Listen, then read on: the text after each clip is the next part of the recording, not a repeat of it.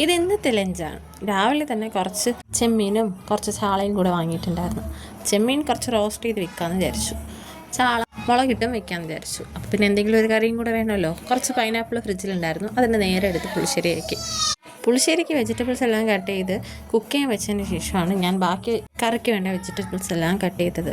Already ഇപ്പോൾ തന്നെ ഏതാണ്ട് മണി 12 ആയിട്ടുണ്ട്. കാര്യം ഇവിടെ മീൻ വരുമ്പോൾ തന്നെ നല്ല ലേറ്റായിട്ടാണ് എത്തുന്നത്. ഇവിടെ ഏതാണ്ട് 11:45 കഴിയുമ്പോഴാണ് മീൻ കൊണ്ടുവരാറ്. അതുകൊണ്ട് തന്നെ പിന്നെ മീൻ പെട്ടെന്ന് കുക്ക് ചെയ്താലേ ഉച്ചയ്ക്ക് സമയത്തിന് കഴിക്കാൻ പറ്റൂ.